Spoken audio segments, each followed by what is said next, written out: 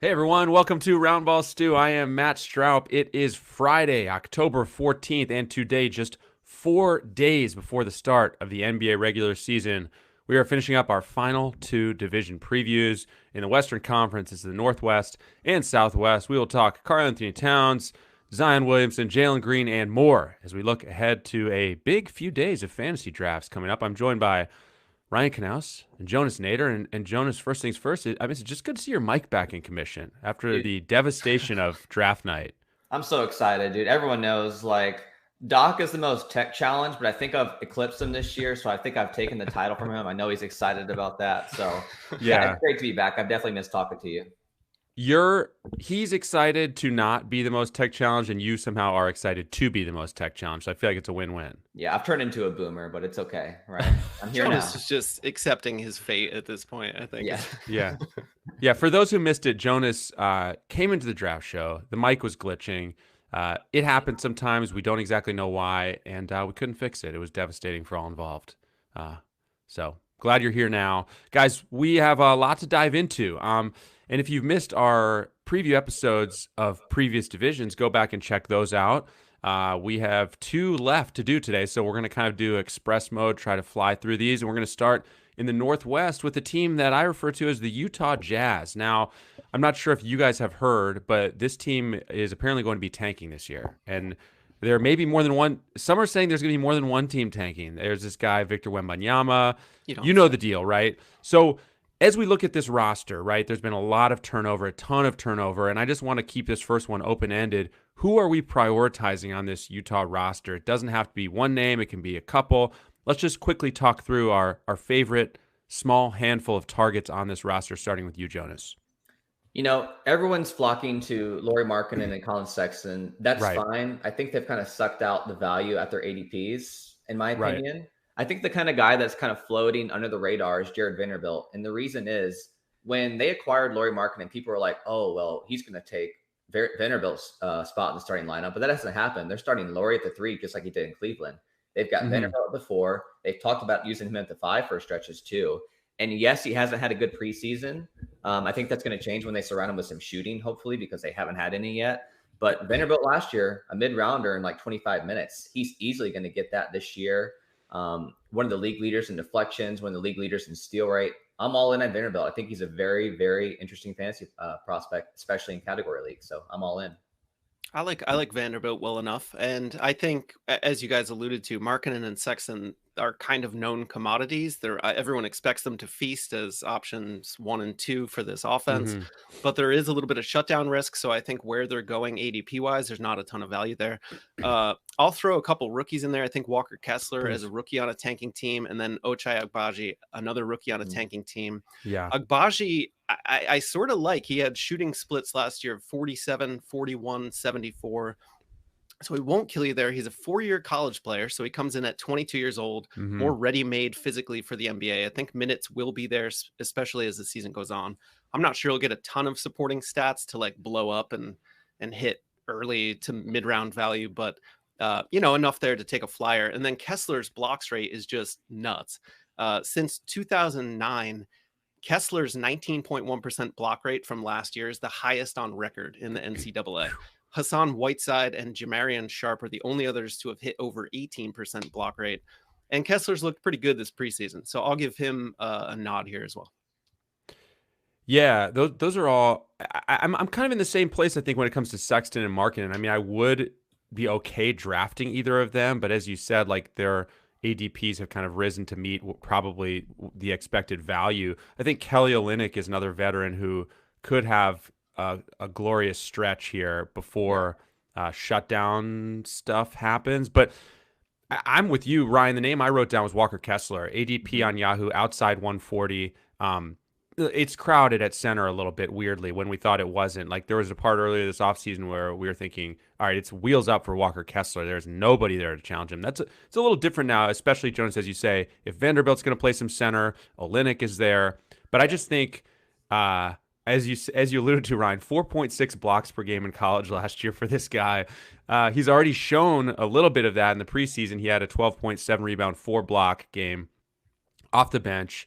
I think likely he may start slow, but I love him as a flyer. And this is a guy who, if I draft him, I'm going to try to stay patient with, because I think this is a guy whose second half of the year could really take off. Yeah. My plan, if it's not a very competitive league, let's just ride Kelly Olynyk until January, maybe February. And then Walker's going to feast. Like, he's going to be the guy that feasts. He's kind of like the Isaiah Jackson of last year, like the guy we're kind of waiting for, the young guy with a massive block rate to get minutes. So that's my plan. And wouldn't shock me if he ends up on some waiver wires in shallower leagues after, the expectations at the beginning, but then, he has a 12-minute game and be like, forget this, I'm not waiting. I could see that being the case, but I definitely in some of my leagues want to draft him to find out, just to see what it looks like for the first handful of games.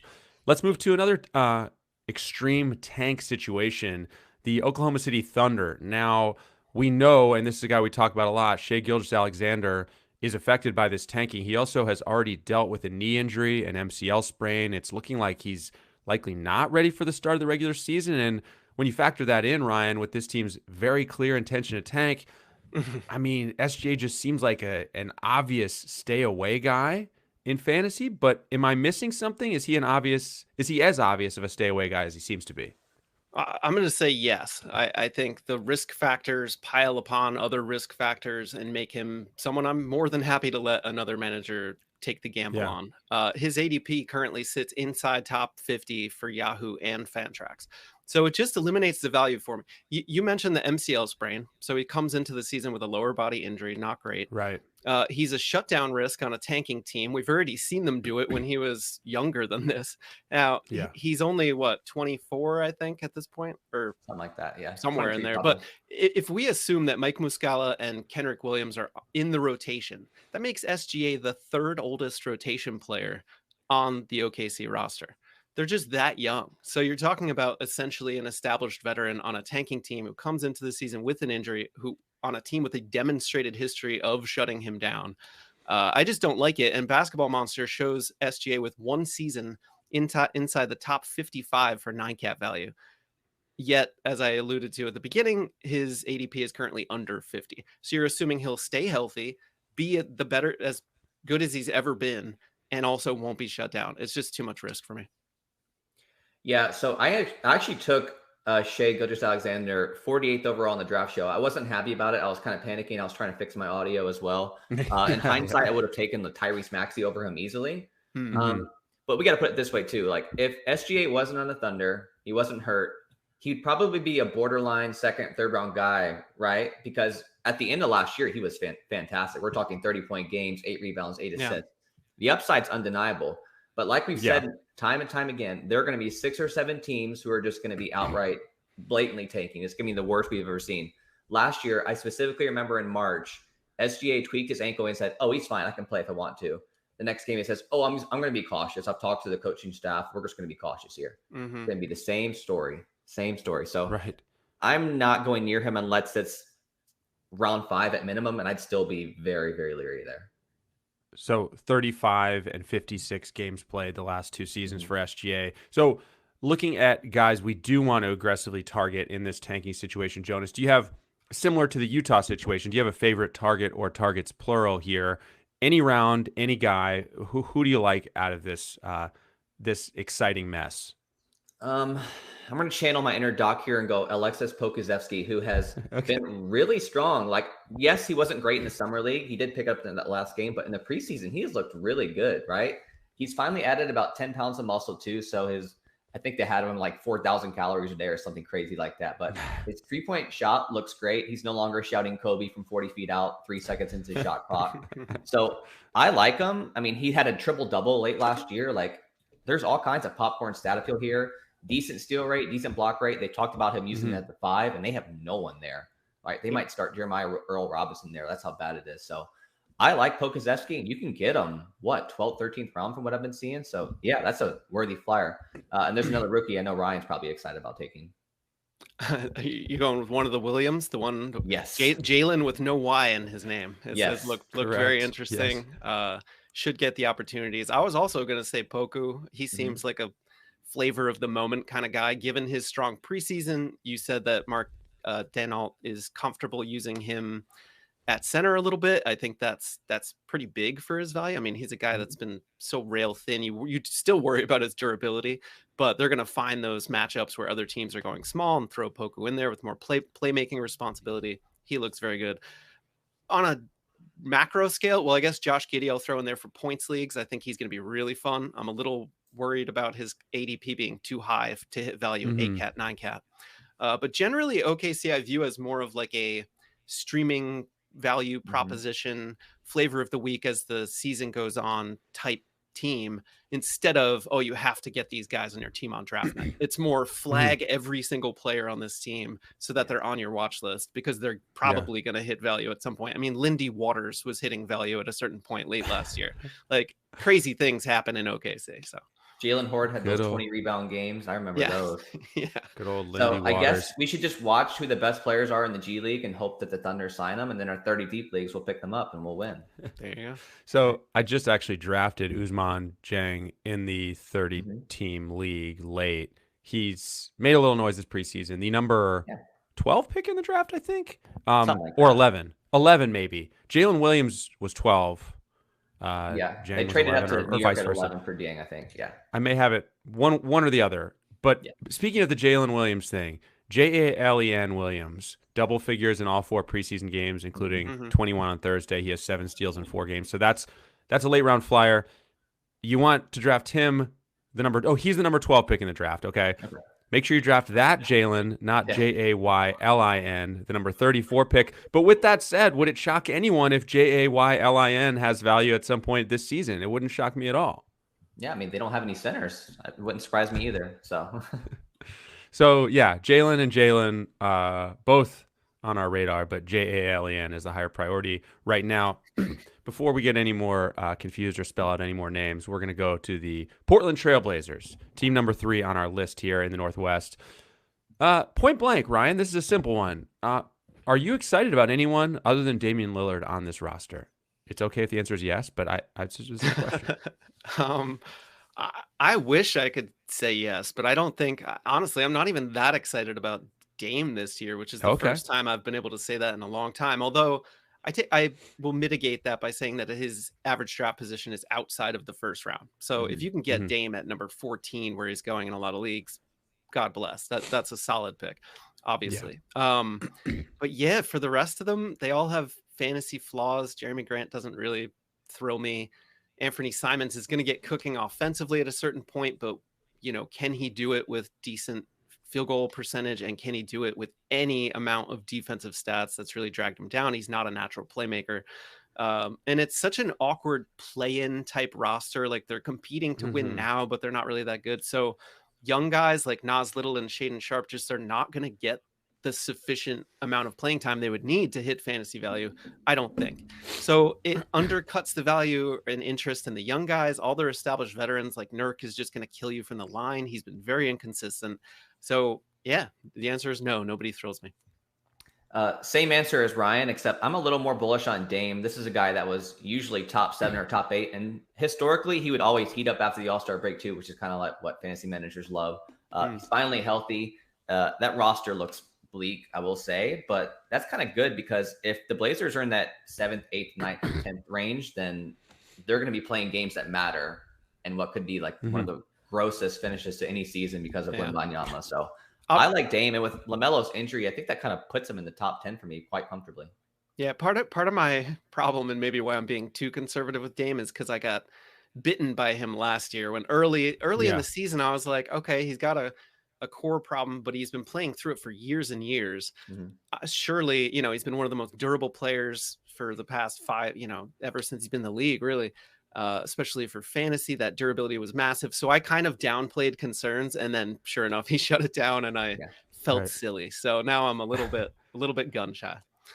I'm more intrigued, it sounds like, than you guys are by Jeremy Grant, who in 4 preseason games has 5 steals, 7 blocks, and 8 triples. I think that's really what you can get from him in addition to points. I mean, last year he was nearly 2 threes, a steal, and a block per game with 19 points. And I think on this roster, I think he can still be a, kind of the clear number 2 potentially behind Lillard and maintain most of that scoring. I mean, obviously the downside is Grant doesn't really help you in boards for like essentially a power forward.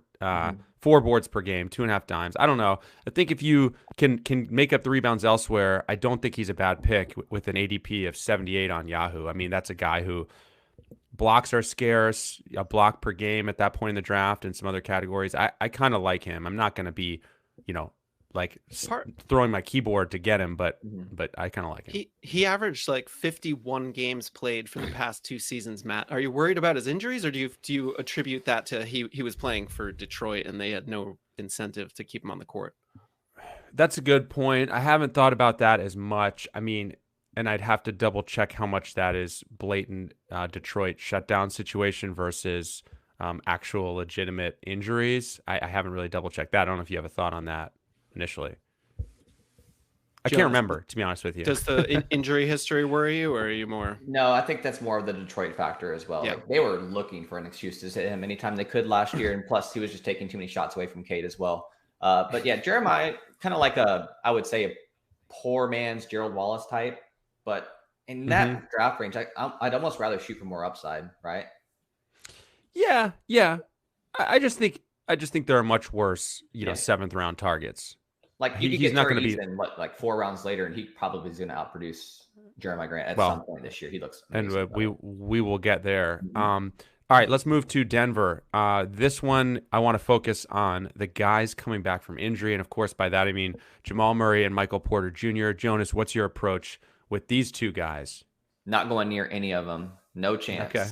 Jamal Murray already hurt with a hamstring and groin. Yeah. No chance. We've already talked about he's going to get load managed already with the knee. He's already hurt. No way. Michael Porter Jr. had 1 good preseason game, and the next he looked kind of sluggish. So it's going to be a big ramp up for him. I feel like he's going to be that kind of guy you buy low, like in January, February, and then he'll take off. But I'm very cautious. I think the bigger concern for Denver, I probably should talk about, is that Doc went on this epic 24-hour rant on Nikola Jokic's wrist on Twitter. He's got me all freaked out. He has some conspiracy that Jokic's wrist is hurt way more than they're letting on. So now I'm sweating because I've taken Jokic number 1 in like 2 leagues, and I couldn't sleep last night thanks to Doc. I have too, and the Nuggets have addressed it. They've obviously downplayed it, but one of their beat writers noted that this wrist injury goes back to last season. Yeah, and that he heard it. He played through it in the playoffs and looked good, and it even had a similar injury the year prior. So nothing leads me to believe it's going to be a problem. Malone downplayed it and was basically saying, we're thinking about the long-term picture here. We're not playing Jokic in preseason games if we don't have to. So I'm not panicking as someone who's also taken Jokic as the easy, no questions asked number 1 pick in any format. It's a little nerve-wracking. Yeah. But as far as Jamal Murray and Michael Porter Jr., the guys with real injury risks, I'm with Jonas. They both scare me a little too much. I would definitely rather bet on Michael Porter Jr. just because he has demonstrated top 30 upside. He's like an amplified risk and amplified reward. The risk is glaring. I'm losing track of how many back surgeries he's had. Are we at 3 or 4? I forget. think it's 4. Yeah. So, I mean, enough said, I guess. But like I said, he could be a second round guy and win a league for you. Whereas Murray, coming off a major injury, they're already talking about compensatory injuries where he's, creating soft tissue problems because he's favoring the surgically repaired knee, all those things. And when you look at a guy like Tyrese Maxey, whose ADP is 12 spots higher, I would much rather prioritize grabbing a point guard like that and just punting Murray, let someone else take that risk. Yeah. The mental aspect is huge too, because Jamal was actually cleared to return for the playoffs last year, and he said that he could have returned, but he didn't feel comfortable enough on his knee to play. So that is a red flag for me. Yeah, and he admitted this preseason that he doesn't have his burst, or he can't jump as high, basically. Now, I don't think he was saying for the rest of my life. He was just saying right now I need to build up to it. But still, you don't want a guy going into the season with reduced athleticism, a history of lower body injuries, blah, blah, blah. Yeah. So as for MPJ, I mean, the good news is the ADP is not so high that you are taking a crazy risk by drafting him. But I think you do have to draft him realizing it could be a total bust again. But I mean, we're talking about, I think, 5th, 6th round, depending on right on the line there, right, in a 12-team league. I think he was low 60s last I checked on Yahoo.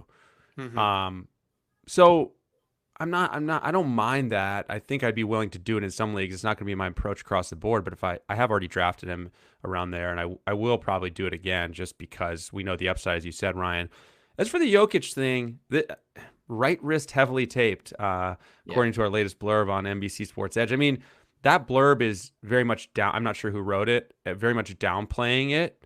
And I get that. I mean, but I don't know. It's enough. It is enough to make it in his blur, but he's been freaking everybody out on Twitter. I love it. It's just his style. It is. I mean, it is enough to make me almost hope I don't get the number 1 pick in my leagues, because especially with what we've talked about, this scenario where you can end up with, a couple of great players if you're drafting in the late first round potentially. So I don't know. Just grab Bones, right? If you grab Bones with any of these 3 guys, you have at least a fallback plan, right? Because Bones has looked really good too. Jokic did, we should say, return and play through this wrist injury in a preseason game. So if Denver was at all concerned, you would think that their medical staff would be like, no way we're having the twice reigning MVP play in a meaningless exhibition if there's any chance that he's got like real ligament damage or whatever. So Steve's fear mongering notwithstanding, I'm not going to let it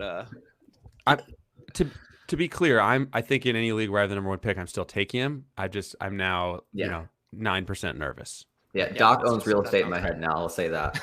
Yeah, for sure. All right, Minnesota. I'm gonna ask you guys this: better pick at or around their Yahoo ADP. Ryan, this is coming your way first.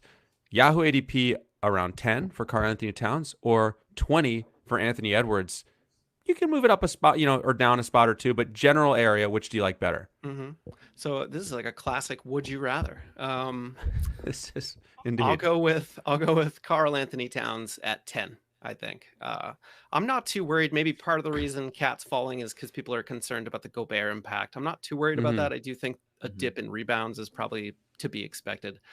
But we're talking about a guy who's a top 5 fantasy stud year after year after year, who has missed a bunch of games the past couple of years, but not really because of concerning long-term injuries, fluky things, long-term illnesses, family problems off the court, family tragedies. And he's not quite 27 years old yet. Let's remember, this guy is still in his prime, entering his prime, arguably. He's an excellent shooter. And with the gravity that Gobert commands in the paint, suddenly Cat's going to have much easier time living on the perimeter. So I expect good things there. I'll take him. That's not to downplay what I think Anthony Edwards will do. I think he's going to have a huge year. I'll let Jonas speak to that part of it. But yeah, Cat's my guy here. Yeah, Cat at 10 is one of the biggest no-brainers this year because everyone in that range has a big question mark, and Cat probably has the least, right? So as for Anthony Edwards, I almost like 20 as much as I like Cat at 10. I think players going into their year 3 year, Edwards has added like 10 to 15 pounds of muscle. He just looks massive, dude. I'm ready for a big year. He really picked it up defensively last year. That's really what we wanted to see. The steal and block rate way up. I think it's going to have more usage this year. They talked about dialing back D'Angelo Russell. He's almost exclusively a playmaker now. So I love Edwards. I think he's going to be he has a shot at top 15 value. Just with his stat set alone, I think he has a shot at top 15 numbers. And I love year 3 players. That's typically when they break out. And he was top 40 last year. So this isn't like anticipating some wild leap from 85 to 20. Like he's already knocking on the door. Yes. No, it's not. But you are drafting that. You are drafting that leap. You know what I mean? You know, Jonas, I know you said top 15, but I think you could also argue top 20 is top 25 is a realistic jump if you want to be, a little bit conservative about the leap he could make. So, I mean, you are drafting that. And I do believe that the player can get there. But you are projecting here, you know what I mean? You're drafting him maybe not quite at his ceiling, but close to it. Keep in mind that everyone in that draft range, though, has major question marks. I don't see a question mark for Anthony Edwards. You know what I mean? For sure. I do. Yes. And I think you can do way worse in the late second round, way worse. And you're drafting a potential absolute monster. But I also think you're drafting close to his ceiling. But I also don't personally want to be conservative when projecting his leap. I mean, he is, after all, the second favorite in odds for most improved player honors behind Tyrese Halliburton. Every offseason report is glowing. As Jonas mentioned, he looks physically so I'm willing to take a bullish stance on him, I guess. Yes. Yeah, and I mean, look, last year he averaged around 21 points. He was at 4.7 rebounds, 3.8 dimes, 1.4 steals, 0.6 blocks, 3 threes. I mean, you bump him up a little bit in some of those categories. You're talking about just an absolute, monster across the board. So can he get to 0.8 blocks, 1.6 steals, 4.5 assists. I don't know. I'm just throwing some numbers out there. 24 points. Suddenly, yeah, that's a real fun guy to have on your fantasy roster, and you won't be mad you took him in the second round. As for Towns, I'll just add that's kind of what I was talking about before with the late first round thing. I mean, Towns and Lillard, you can potentially start a team that way in some leagues. I mean, you're off to a good start there potentially. That's nasty. Okay. One more Minnesota related question. Jonas, you get past the big three on this roster. We've already talked Edwards. We've already talked Towns. I think we have a relatively clear expectation of what we're going to get from Gobert. I think you borderline cut and paste what Rudy Gobert does wherever he ends up, I think, at this stage of his career. Past the big three, do you like anyone else as a value, Jonas?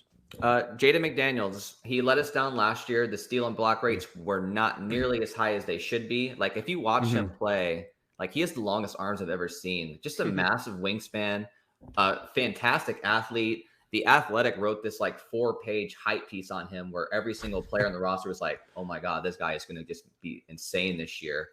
Looked somewhat okay in the preseason. I know the last game was pretty solid, but at his draft range, you can get him so late. Like, there's just nothing but upside in that draft range. And you look at players, what are you looking for? You're looking for those blocks, steals, and threes guys late in drafts. And like, if you're looking for the next Robert Covington, Mikal Bridges, Jaden McDaniels is in that conversation.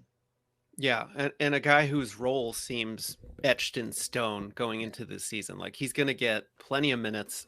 The Wolves, to believe the reports out there, the Wolves like erupted in cheers when they managed to pull off the Gobert trade without giving up Jaden McDaniels. They view him that highly. So he's a guy who's going to be featured. There aren't that many other people who jump out at me, to be honest. D'Angelo Russell, I guess, could be sneaky. Part of the problem is durability. He's not a good field goal percentage guy. The Wolves have talked ad nauseum about how he's going to operate in the pick and roll with Rudy Gobert and will really benefit from having a true roll man and so forth. I can buy into that to some extent. Hopefully that'll increase his field goal percentage a little bit, maybe his dimes. But he feels like a guy to me who you draft when point guards are dried up and you're like, well, best available point guard on the boards, which is part of the reason I'm very eager. And we talked about Jamal Murray's risk factor. There's a lot of guys in that 60 to 80 range who would just have too many asterisks. So I'm trying to get 1 to 2 point guards before we get to round 6 so that I don't have to draft D'Angelo Russell. Yeah. I think at that point in the draft, I'm waiting a little longer than taking like a Trey Jones rather than take D'Angelo Russell. Not that he can put up Russell numbers, but you know what I mean. As for McDaniels, in 4 preseason games, he's just south of 10 points per game, 0.8 blocks, 1.3 threes. I think that 1-1-1 steals, blocks, and threes is in reach for this guy. Potentially more threes than that, and he's not going to be a monster scorer, but I don't think we're expecting that where we're drafting him. 10, 12 points per game, handful of boards, and those steals, blocks, and threes. So I like him as a late round guy as well. We are going to hit the Southwest Division coming up, but first we will take a very quick break. The basketball season is almost here, and you can get a jump start on your draft with the RotoWorld Fantasy Draft Guide. Get player profiles, expert rankings, mock drafts, and more. Use code HOOPS5 at checkout and get yours for just $5. That is code HOOPS5 at checkout. Go to NBCSportsEdge.com/Edge Plus today. All right, fellas, Southwest Division. We're going to begin in Memphis. A guy by the name of Desmond Bane has an ADP on Yahoo of 50. Ryan, how high do you see Bane's ceiling being? And, I mean, do you like this pick around here, man? I think you could actually argue this one is actually kind of a bargain. You know what? That was going to be my answer. I thought that was going to be a bit of a surprise, but I guess I can't pull anything. I didn't mean to take your answer, Ryan, but I had to say it. So, I mean, I was very high on Desmond Bane going into last year because he was an absolute value pick. You could get him in the I remember. last round. Yeah, don't be humble. You were the highest in the entire industry. Yeah, he was undrafted in a lot of leagues. But you talked me into him in my home league, by the way, and I thank you for that. Oh, very nice. I'm always happy to help. I couldn't get him anywhere else because I was in mostly leagues with you. So yeah, that's true. His durability, I think, helps. He played 68 games as a rookie, 76 games last year, and he's coming off a huge fantasy year in which he played under 30 minutes per game. So I've projected him somewhat conservatively at 71 games and just under 32 minutes.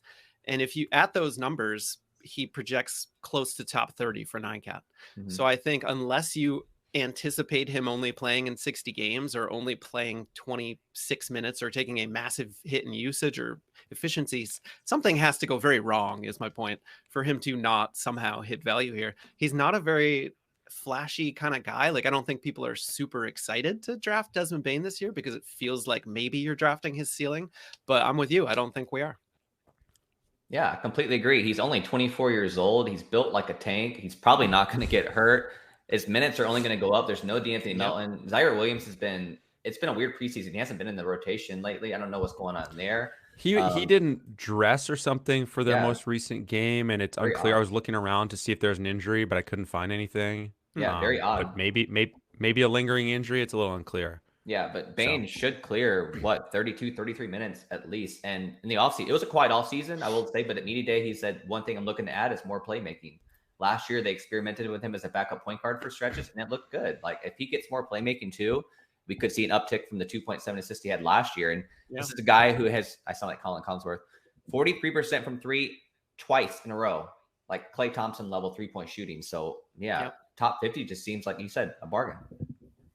And his scoring doubled almost from year 1 to year 2, 9.2 to 18.2. So you love to see that. And I think 20-plus points per game is well within reach. I mean, no Jaren Jackson Jr., he's kind of the clear-cut number 2 guy behind John Moran on the Grizzlies right now, right? To start the season? Yeah, definitely. So I don't know. I don't know exactly why. You know, there's Dylan the Terry Brooks Rozier. thinks he is, right? Yeah, right. True. Very good point. I don't know why. I don't know what it is. This is not as extreme as the Terry Rozier thing that we saw for a couple years running, where it was like, this guy's better than, way better than his ADP. But Desmond Bane is pretty clearly projects to be a round better than his ADP about. So, I'm excited. Okay. Now to the Spurs. Does anyone have any burning need to talk about anything else on the Grizzlies? We weren't planning on it, but I mean, does anyone want to talk Jaren Jackson Jr. or the plan there? I know, Jonas, that's your guy. I'm excited that they're being a little bit more transparent with his injury history last year. Like the year before when he had the knee injury, all they would say is that he's progressing nicely, right? No timetable. This year, they're actually giving step-by-step things of what he's doing. Like he's been cleared for everything except for full contact. So he's been ramping up. Jaren Jackson, when asked about the season opener, he said it's unlikely, but he said it'll surprise you. So that's good too. So if we see him by Thanksgiving, I'll be happy. So at his ADP, I think JJJ is a great gamble considering the year he just had. Yeah. JJJ, I'm a little, obviously everyone's probably more down on him than Jonas is, to be honest. But, you know, I get it. I mean, the upside is glaring. And I'm in a league with Jared that's a roto league, and we have 3 IR spots. So I drafted JJJ, no questions asked in the middle rounds. I was like, I just tuck this guy away and then have a roto stud towards the second half of the year. You know, we talked in a previous pod, Matt, about Santi Aldama. I think he's still, you know, the hype train's kind of rolling. You do worry a little bit about what happens when JJJ returns to his role. You know, are you setting yourself up for a guy you're going to have to cut in a couple months? Maybe, but for someone who's going undrafted or you're getting in the final round, who cares? Yeah. So I definitely put him on my like interested to draft Grizzlies radar. For sure. Santi over Brandon Clark at this point? Where are we there? Because I know when this first happened, the injury, it's like, oh, well, here comes Brandon Clark. And it's not like Brandon Clark has gone away, you know, 16 minutes and 18 points, their most recent preseason game. But is it going to be Santi Aldama who's getting more minutes, Jonas, do we think? Yeah, I think initially, yes. So I think it's going to be Santi Aldama is going to give you like a month or two of streaming value depending on JJJ's absence. But then when JJJ is cleared, I do think Clark gets the first nod as the primary backup just because of the fit of the roster. So that doesn't mean I'm not taking Aldama late round. I'm definitely taking him. You can get him, probably 12th round now. Usually you could take whoever you wanted. So I'm still streaming him for sure. I'm just thinking off the top of my head here, is Brandon Clark the new D'Anthony Melton in the sense of like, this guy puts up great per minute numbers and we want him to get more minutes, and the Memphis doesn't seem to want to consistently give him those minutes? Could be. I know he's up for a contract extension too. That could be a factor here for the Grizzlies. Like, should we kind of put him on ice for a little bit?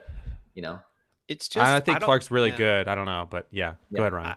Well, I don't know if Steven Adams and Brandon Clark, I would love to actually look at the minutes last year when they shared the court and see how that worked out for Memphis. But it just seems like spacing wise, a massive problem. So I think as long as Steven Adams is healthy, it's going to be really tough for Clark to get the minutes that we would want to see based on Right. his fantasy potential, which is why, JJJ going out initially may have seemed like a huge boon, but I don't know that those overlapping minutes are going to be there. Yep. And Steven Adams has a new contract, I believe, if I'm not mistaken. Yep. Okay. Let's go to the Spurs now. We've talked a lot about Trey Jones when it comes to the Spurs outlook. I think we know where we stand there. I think we generally know where we stand on Jakob Poeltl.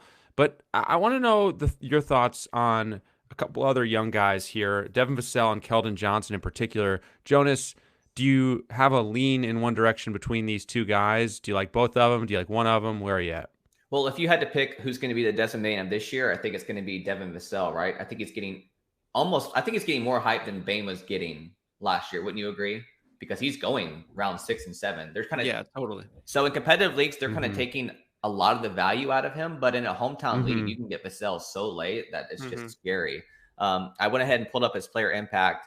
Without DeJounte Murray last year, he was at a per 36 line of 16.6 points, 6.3 boards, 3.4 assists, 1.5 steals, 0.8 blocks, and 2.6 triples. Like, those are early round numbers, in my opinion. So I'm happy taking them around 6 and 7. And in a hometown league, you can get them even late. Like, that's just winning your league.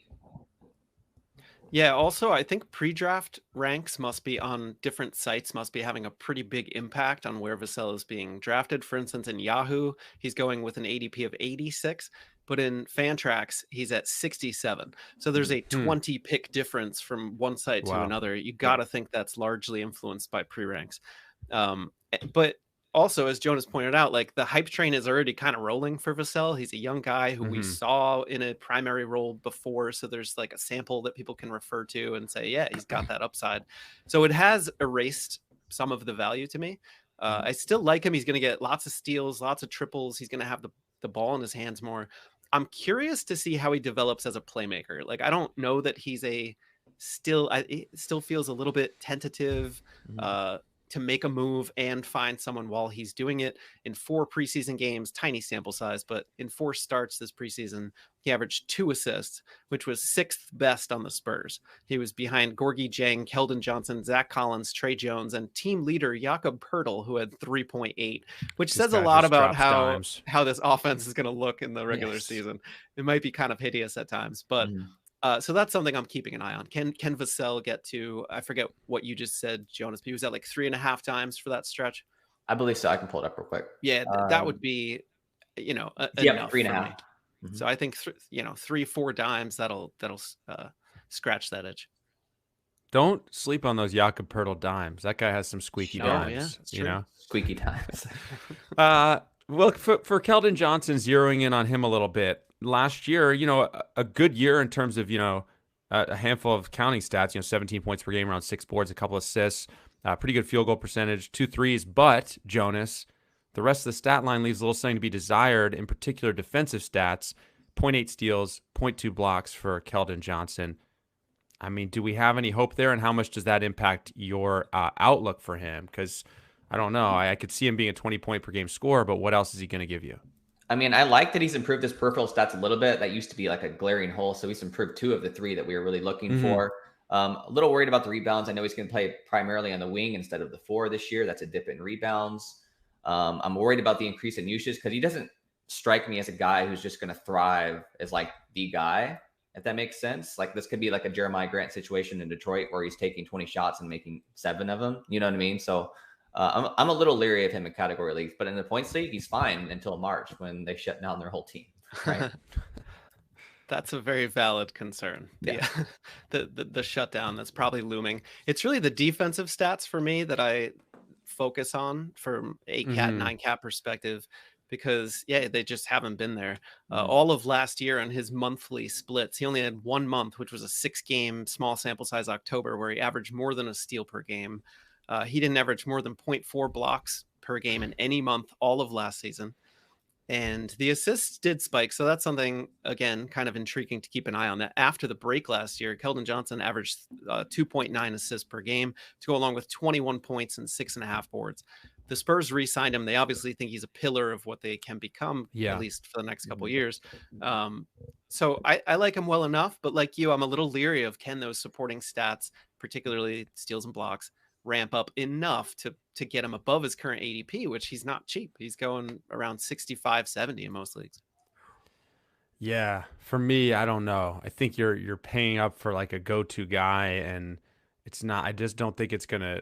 I just don't see how his value is gonna match that. I could see him being a guy who averages 20 points per game, but is outside the top 100. That wouldn't shock me at all, right? Completely agree. No real argument. Okay. Deep league watch list name. We don't have to talk about him unless you guys feel strongly. But Josh Primo had 23 points in 24 minutes on Thursday night. Just much deeper league. I think that's a name to have on your radar.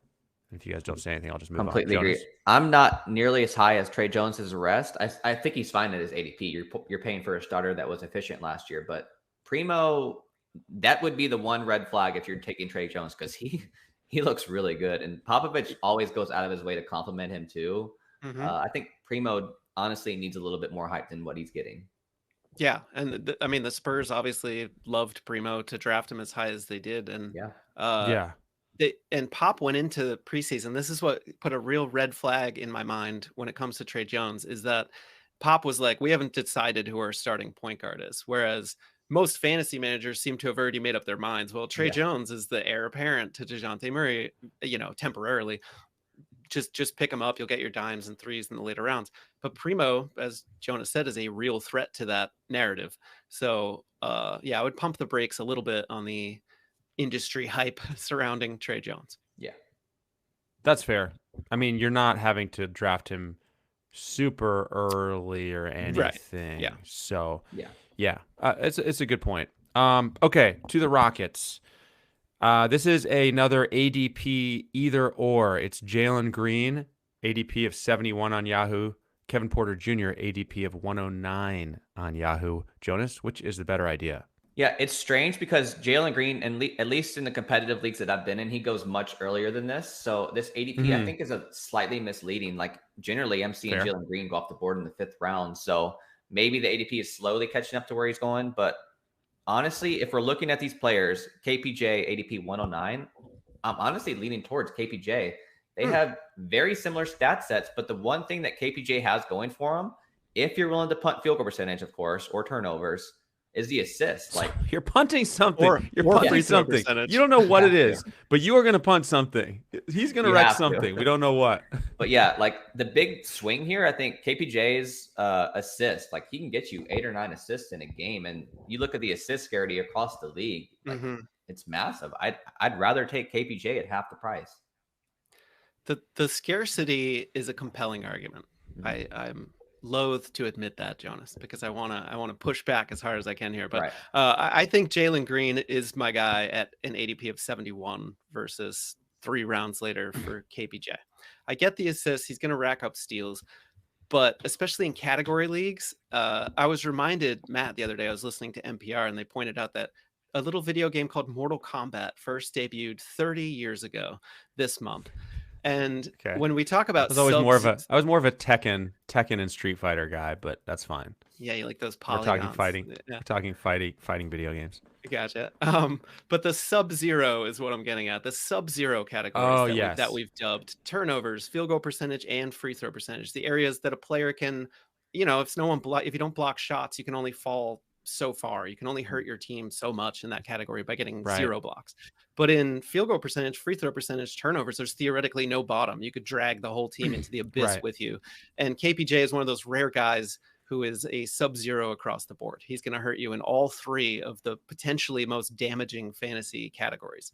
So I'm hugely leery of players like that, and he's near the top of the list for me. So his Sub-Zero potential scares me off. I'm convinced. I'm switching teams. Okay, go ahead. Hold on. I'm gonna try to switch you back. But by the way, Ryan, I also started thinking this the other day on the podcast as you fill up a bucket in some stats, right? Like points, threes, rebounds. You fill up the bucket. In those other categories, you can dump out the bucket. You know what I mean? So that's another way to think of it, is dumping. If we get bored of saying Sub-Zero, we can also say dumping out the bucket. He's dumping out the bucket potentially in 3 categories. But and remember, to that end, Kevin Porter Jr. was borderline unplayable earlier in the year last year. Remember, everyone was like, can I drop him? What do I do? He was like the worst guy to have on your roster because he could go off on any given night, but he could just wreck you on any given night. Down the stretch, though, okay, final 21 games, and I'm cherry picking a little bit here, but this is how he closed out the season.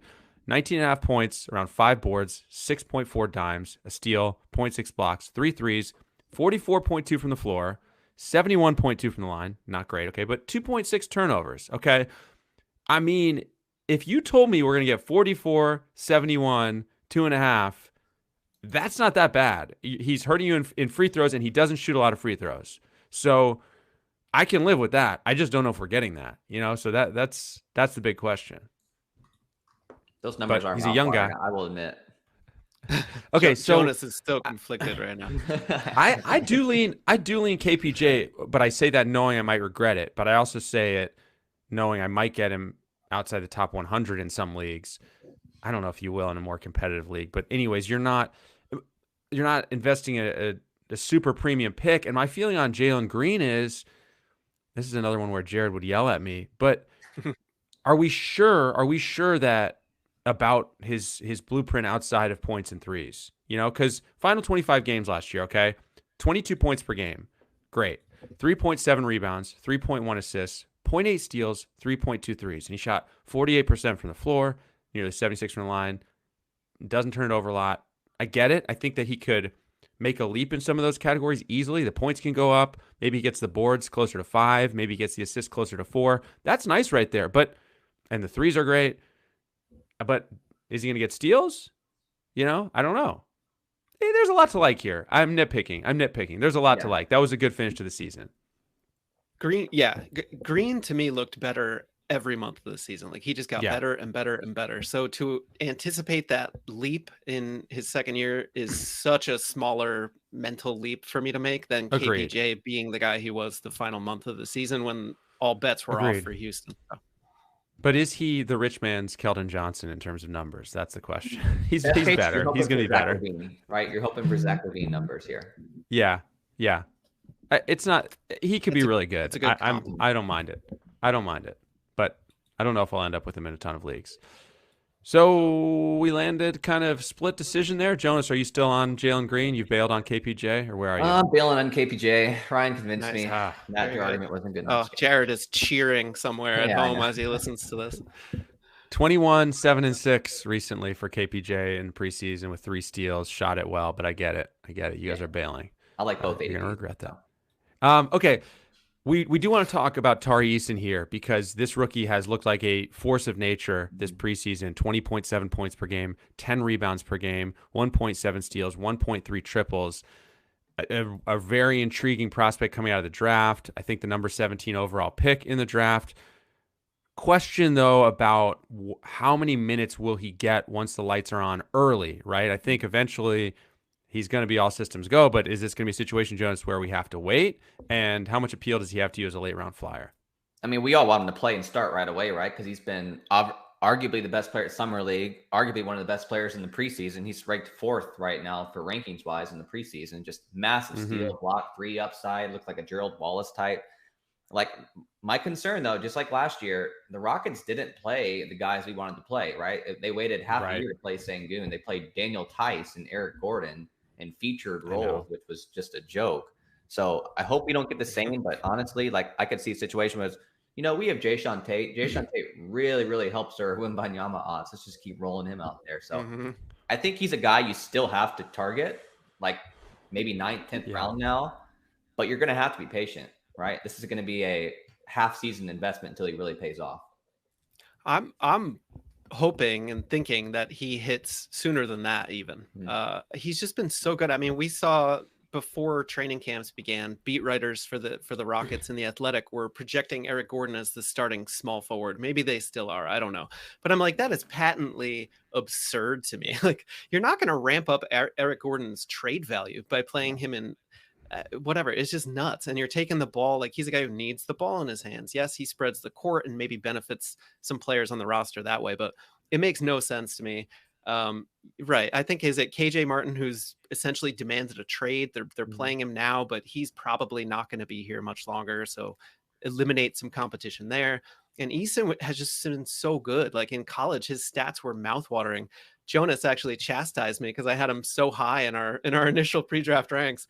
And granted, they're not ADP, and I did eventually bump him down because you didn't need to target him around 100. I just want people drafting him right there. Yeah, totally. But like I needed to nerf his college stats by 30% just to get him at a projected 26 minutes per game to get him still right around top 100 because the defensive stats are there. He's not really going to hurt you anywhere. He'll get some boards.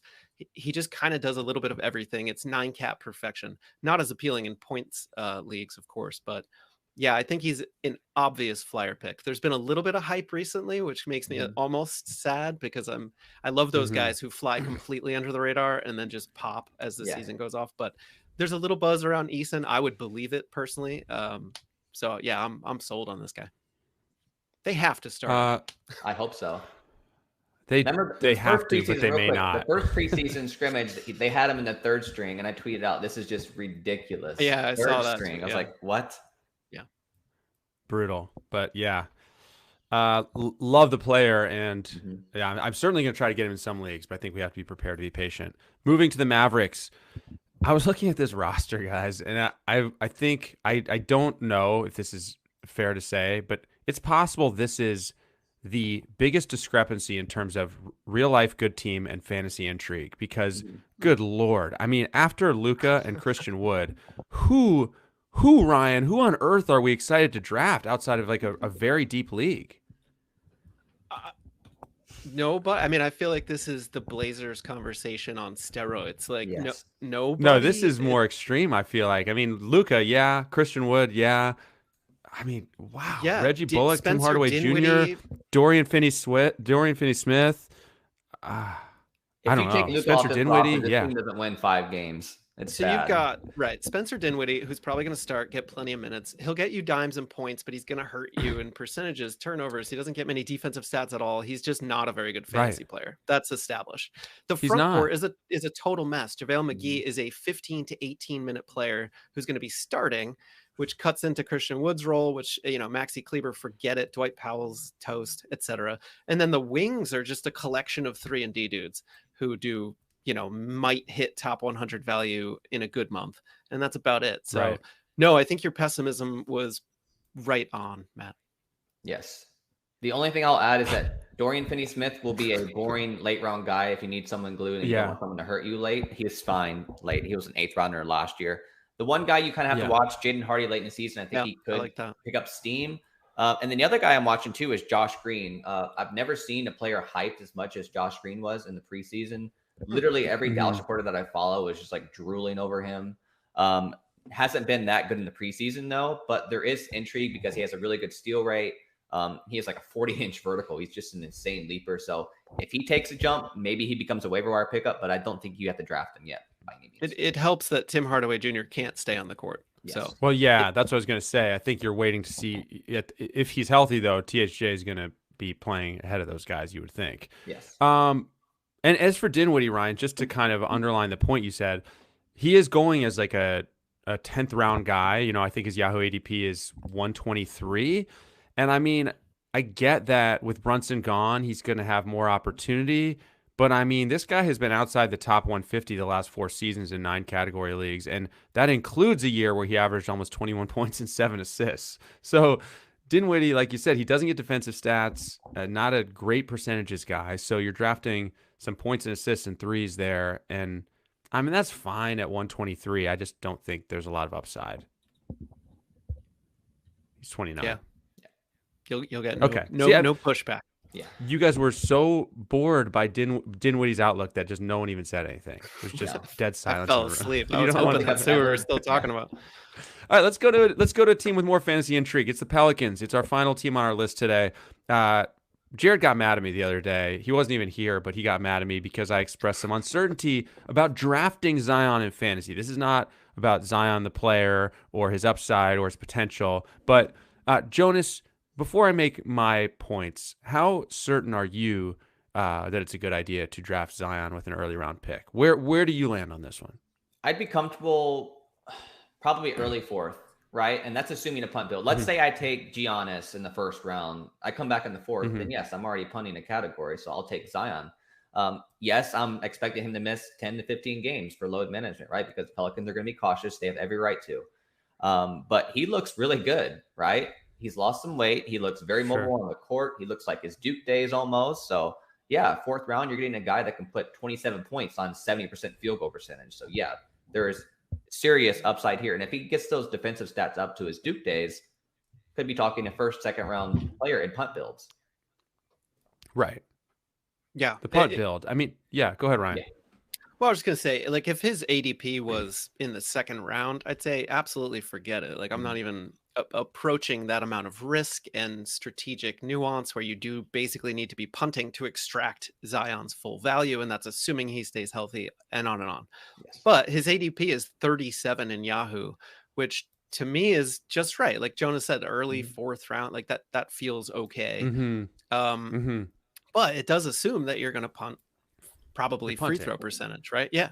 And that eliminates a ninth of your entire win total for the season if you're punting. So it's a huge risk. It's a strategic risk. And if you got someone early who makes sense with that build, then by all means. But I'm not going out of my way. Like, I'm not super psyched. I get that the hype train is rolling, and God bless Jared. He loves to hype the fun factor guys. I mean, he's all about King John. Yeah. He was right on him. There's no one more fun from a fan viewing experience than Zion. But as a fantasy manager, I'm nervous. I mean, the dude takes so much contact. Even a slimmed down, svelte version of Zion is still an enormous person who with multiple lower body injuries, who's constantly taking contact and landing in the midst of everybody's feet and legs and on and on and on. So it just makes me way too nervous. Bottom line is I have no faith in his ability to stay on the court. Yeah, we haven't seen him since May 2021, excluding preseason and, explosive dunking videos in half-empty gyms. But and I like the player too. I hope he goes off. Totally. But you are punting, to the point you made, 69.8% from the free throw line on almost 9 attempts per game during that 2020-21 season. I mean, you're punting. So I do think, he was 68th in 9 category leagues that year, right? In 61 games. He jumped to second round that year if you take free throws out of the equation. So we're drafting him 36, 37 this year, and we're punting and maybe getting a second round, borderline first round guy. I get it. I think I understand that strategy. You just have to execute that strategy, right? I mean, you have to draft the right guys with him. So yeah, I can see why you do it, but I mean, and don't fool yourself. I mean, he's already got a 3 for 12 free throw game this preseason. His other games have been fine from the free throw line, but I don't think that's changing. He's not a big threes, steals, blocks guy. Still in this preseason, he's got 2 steals, 1 block, and 1 triple in 4 games. So look, limited minutes. So maybe, I mean, he was 0.9 steals, 0.6 blocks, 0.2 threes. I just don't think those are the categories you're getting either. So it's a lot. There's a lot that has to go right. There's a lot that could go right. I just don't think it's going to be a strategy I'm taking. My other draft strategy qualm with targeting Zion is that you're going to get a guy in the 3rd or 4th round who's forcing you to punt, and then the rest of your draft is going to be with that mentality. So you're probably drafting guys who are already bad at free throw percentage. So if Zion does miss time at any point this season, you're probably still losing free throw percentage because that's how you have built your team. And yet you're not getting all the benefit of Zion's stat stuffing goodies. So you're probably losing field goal percentage now and blah, blah, blah. It will have a knock-on effect if and when he misses game. And I do think that worries me. You could build a great fantasy roster with him. I think you're potentially narrowing the road. I'm not that good at punting personally, honestly. I don't like, shrinking the pool of players that I can draft. Right. But I think there are some people who think that way and can do it really well. So but now going off from Zion, but connected to him still, Ryan, who loses out the most in your mind from him being back in the fold? Is there a Pelican you're most concerned about? Because Zion, no doubt, is going to be absorbing a ton of usage when he's on the floor. Yeah, totally. He should be around 30 to 35% probably. Like, he's going to be way up there. Obviously, lower end guys like Jackson Hayes and Larry Nance are just buried by this development. More generally, the usage is going to take a little cut out of CJ McCollum, Brandon Ingram. the ideal there is that Zion commands so much defensive attention that those guys are going to get easier shots. Their field goal percentage will benefit, etc.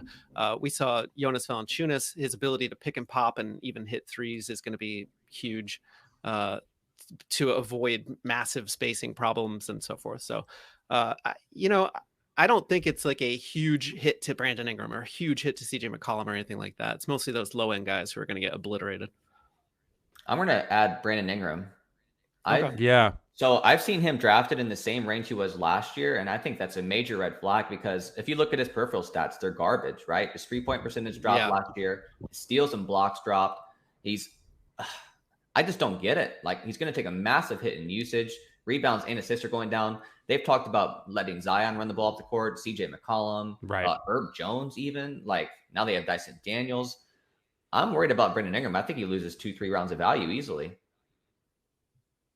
I can see that, Jonas. To your point, 0.7 steals, 0.6 blocks. I mean, he was around 24 points, 5 rebounds, 5 assists last year, and we take something. If Zion takes some of that usage, I can see the concern. I can. Yeah. I'm a little worried about Ingram as well. I did not realize Ingram's ADP is 50 in Yahoo and 50 in Fantrax. Yeah, that's way too high. And plus, he's not very durable. His 9 category value was 51. So you are drafting last year's Brandon Ingram with Zion back. I think that's a mistake. All right, was that a nuanced enough conversation about Zion? I don't want Jared to get mad at me again. I get it if people want to draft Zion. Did my audio just go bad? Yeah, here something's crackling. It's not me. Yes, that was a nuanced enough discussion. I think Jared will be pleased. We gave Zion his due, but also highlighted the pretty clear and unequivocal flaws in his game. One quick thing, Ryan, I want to add a sleeper for the Pelicans that we've got to watch is Dyson Daniels. Oh yeah, love it. Honestly, I think it was at 4 steals and a block in the preseason. Like, this is insane. The only thing that concerns me is that we're expecting them to trot out CJ McCollum as a starting point guard. Then they have Jose Alvarado. Then they have Devontae Graham, and then they have Dyson Daniels. And where does he fit in, right? They have a very weird backcourt situation. So I think Dyson Daniels is kind of the guy that we're probably talking about as a waiver wire pickup later on, as opposed to someone you're drafting right away, despite preseason. Yeah, and I've heard Devontae Graham's name come up in potential trade talks. Like, this guy is not really going to be in the rotation as the season progresses. Dyson Daniels is probably a big reason as to why. Not to mention Devontae's shot, I think, no higher than 38% at any season in the NBA. So just a high volume chucker. But yeah, Dyson, as you said, is a great guy to pick up as a flyer in deep leagues or just put on your watch list in 12 team. All right, gentlemen. Great. Anything? I think that's it. I think that's going to do it. I think that brings us to the end of our 2-division agenda today. We finished out our division previews. So go back and check out the others, as I said, if you haven't already. And don't forget to subscribe to our show on Apple Podcasts, on Spotify, wherever you listen. Take a moment to rate and review us as well. I want to say thanks to everyone for listening and for watching live with us today. Ryan, Jonas, thanks, guys. Talk to you soon. Thank you so much. Thanks, Matt.